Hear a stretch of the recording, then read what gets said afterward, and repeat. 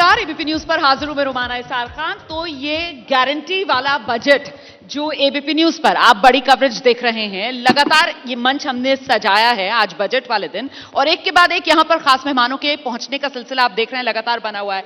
अब मेरे साथ यहां पर दोनों बड़ी पार्टियों के प्रवक्ता मौजूद हैं, सुधांशु जी और सुप्रिया श्रीनेत, और ऐसे में मुझे लगता है बिना वक्त जाया किए मुद्दे पर आते हैं। मुद्दा यह कि एक तरफ मोदी सरकार की तरफ से कहा जा रहा है कि यह भारत का बजट है, और दूसरी तरफ विपक्ष की तरफ से कहा जा रहा है यह विदाई का बजट है।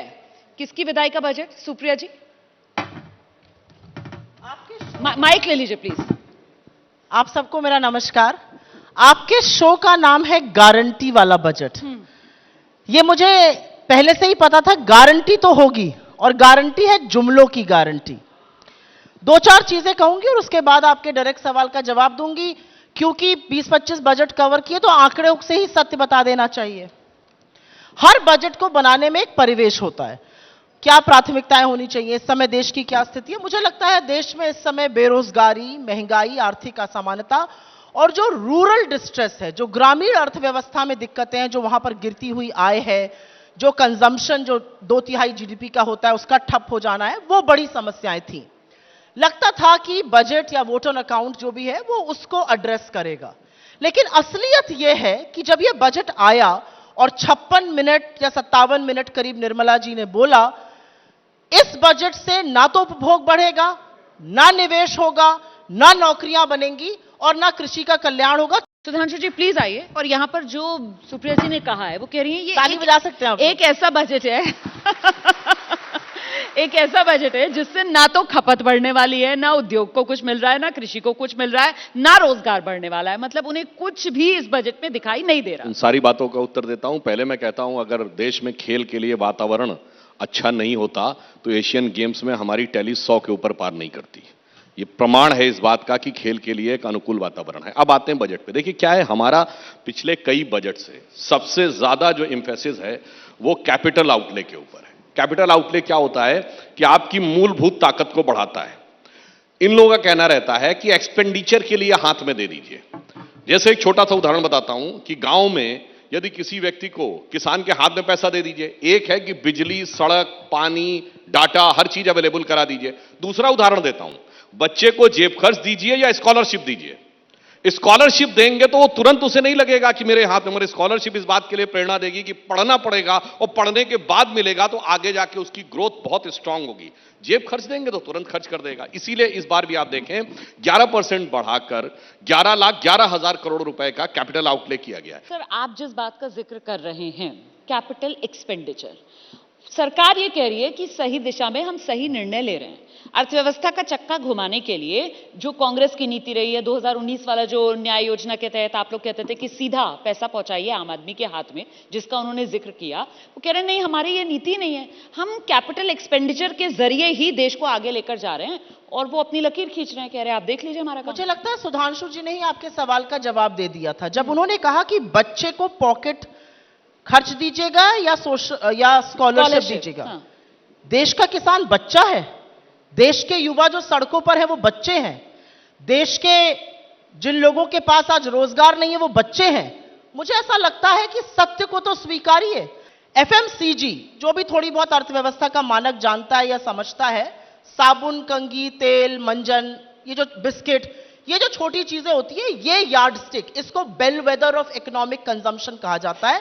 कंजम्पशन मतलब उपभोग, जो हमारी इकोनॉमी का 60% हिस्सा है, 60%। We are a consumption led economy. Data के बाद डेटा, और सरकार का अपना आंकड़ा बता रहा है 7.5% कंजम्पशन ग्रोथ 2 साल पहले थी, अब वो 4% से नीचे है। क्यों हो रहा है ऐसा? क्योंकि गांव में लोग साबुन, तेल, मंजन नहीं खरीद पा रहे हैं।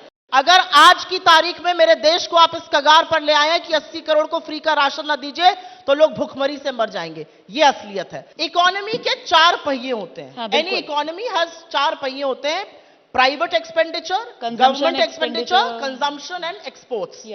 3 पहिए ठप हैं इस इकोनॉमी के। आप जबरदस्ती कहिए जी हम कर रहे हैं, हम कर रहे हैं।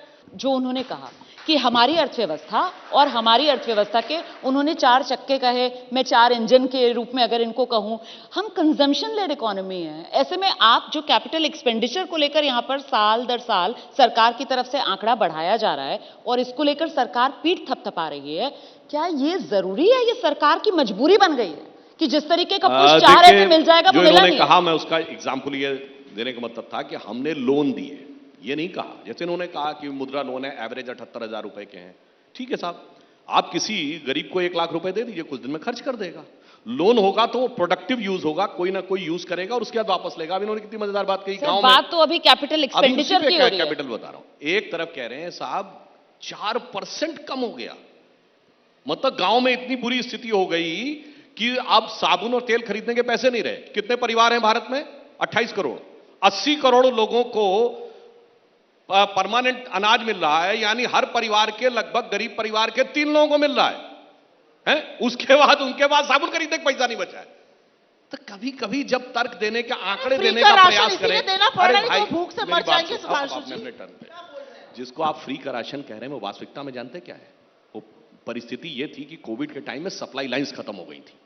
अगर आपको पैसा दे भी दिया जाता तो आपके मोहल्ले में या आपके कॉलोनी वाले किसी भी ग्रोसरी स्टोर के पास क्या इतना था कि वो आपको सप्लाई कर सके? अब बता रहा हूं, आज मैं आपसे कहना चाहता हूं, गेहूं का सबसे बड़ा एक्सपोर्टर कौन है? यूक्रेन, वॉर में फंसा हुआ है। अगर हम सप्लाई लाइंस को मार्केट के भरोसे छोड़ दें तो इस बात की प्रबल संभावना है कि अनाज के दाम मार्केट मैनिपुलेशन के द्वारा ऊपर जा सकते हैं। इसलिए गवर्नमेंट ने अभी भी उस सप्लाई लाइन को कंट्रोल करके सबको डिलीवरी दे रखी है। अगर किसी ने मकान बनाया तो भाई मकान खरीदने वाली की इनकम नहीं बढ़ी हो, बनाने वाला भी तो कोई होगा। जॉब नहीं क्रिएट हुए। 37 किलोमीटर पर डे सड़क बनी तो एक्सप्रेस वे पे चलने वाले ये करें ना कि वो बड़ा व्यक्ति जो गाड़ी से चल रहा है उसी का नहीं, भाई बनाने वाले को भी तो नौकरी मिली है भाई। अगर 70 एयरपोर्ट बने हैं तो एयरपोर्ट में कार्गो हैंडलिंग से लेकर कंस्ट्रक्शन तक का कोई काम नहीं हुआ है। अगर मान लीजिए मोबाइल मैन्युफैक्चरिंग की इतनी यूनिट्स बनी है तो बनाने वालों का कोई वो नहीं है। कहां से बन रहे हैं? 4 करोड़ गरीबों को आवास भी मिले तो 4 करोड़ मकान भी तो बने हैं भाई।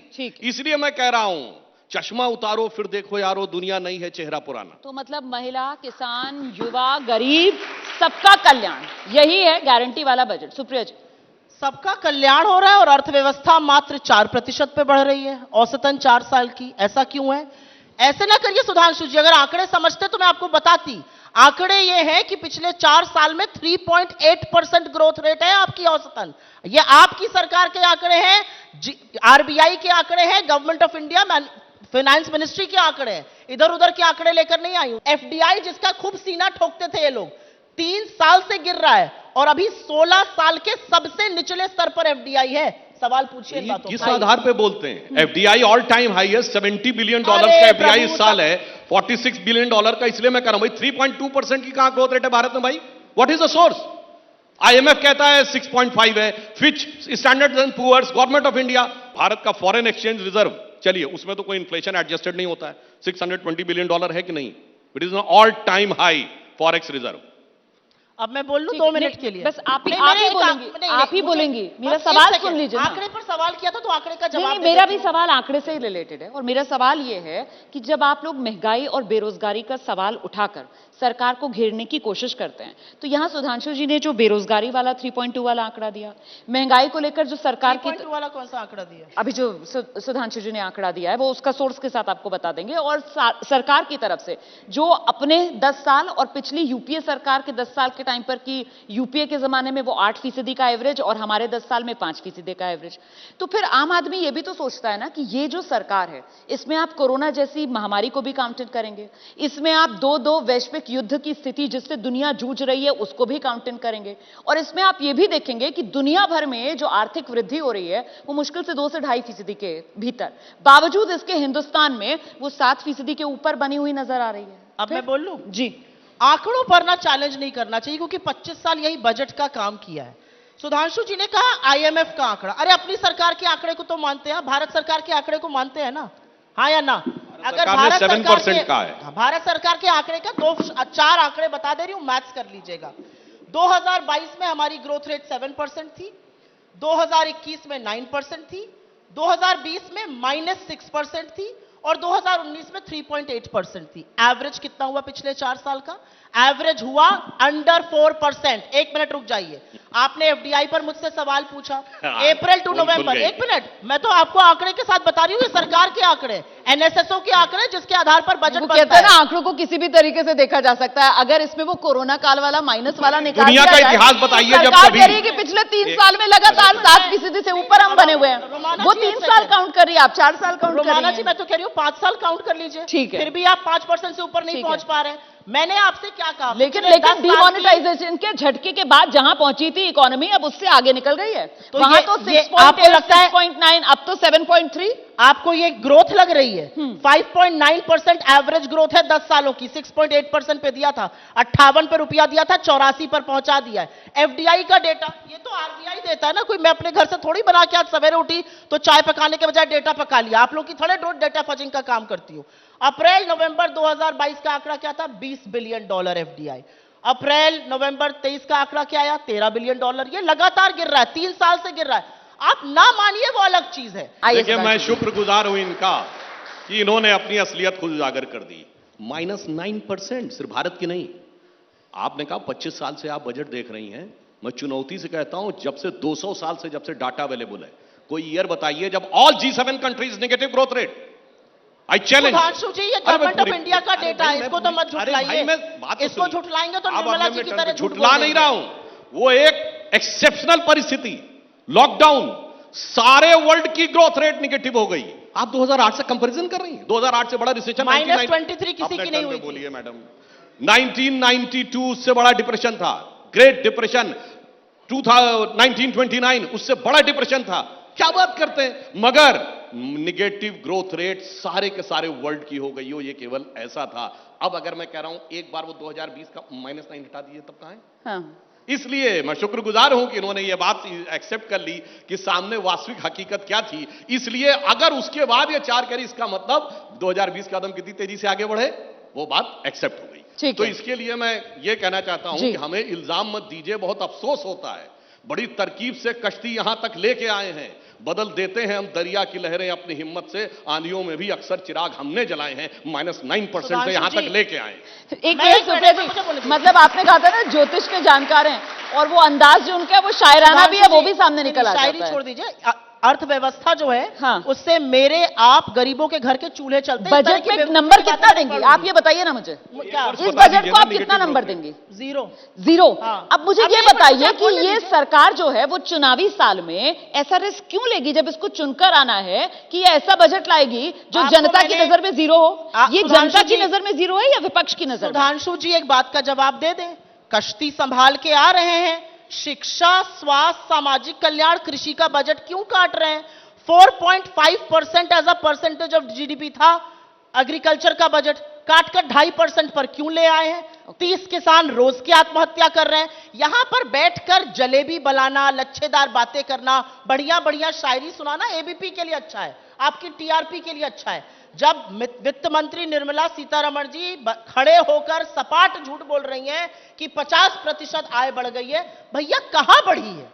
किसकी बढ़ी है? ठीक है। आइए। देखिए, वोट ऑन अकाउंट में एक स्वस्थ परंपरा अब को नई ध्यान में जलेबी रखते बनी। हुए, नहीं जलेबी नहीं, अभी बता रहा हूं अभी आपको, जो अरे आपने जलेबी टीआरपी बना कहा रहे, ना आप जलेबी बनाने का जनाब, काम करते आपकी हैं। टीआरपी इसलिए गिर रही है कि आप यहां बैठ के बोल रही हैं टीवी डिबेट पे। अगर आप कह रही हैं फाइनेंस मिनिस्टर ने गलत बोला है, 8,000 करोड़ क्यों अपने कम किया भाई? ये अपने बता, कंट्रोल ये तो आप ही का डेटा है ना सुधांशु जी। साहब, आपने नहीं कह उन्होंने दिया, कहा जवाब है। सुन लीजिए ना, मुझे ना दर्शकों ने जवाब- सुन लिया। अगर दे रहे हैं वित्त मंत्री ने कहा है कि बढ़ा है और आप कह रही कम हुआ, तो लाइए privilege motion for the house पे।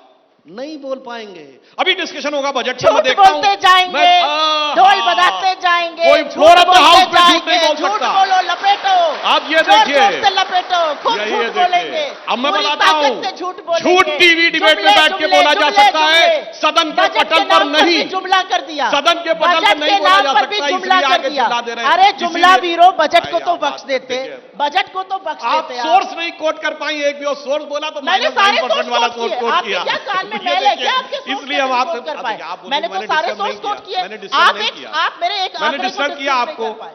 आप मैंने मेरे disturb एक भी किया। आंकड़े को dispute सुप्रिया नहीं जी, कर पाए। जब आप बोल रही थी उन्होंने एक बार नहीं एक टोका। बार भी डिस्टर्ब नहीं सुन किया। लीजिए, अच्छा, मैं ये दोबारा बताइए। आपके पास कितने आऊंगी। जुमले सुने? अच्छा, सुनिए। मतलब सुन लीजिए ना, अच्छा, सुन लीजिए, उसके बाद आपके पास पास आ रही हूँ दोबारा आ रही हूँ, सुन ये लीजिए। दो बड़े बड़े दिग्गज अर्थशास्त्री हैं, चिदम्बरम जी और मनमोहन सिंह जी, राज्यसभा में हैं।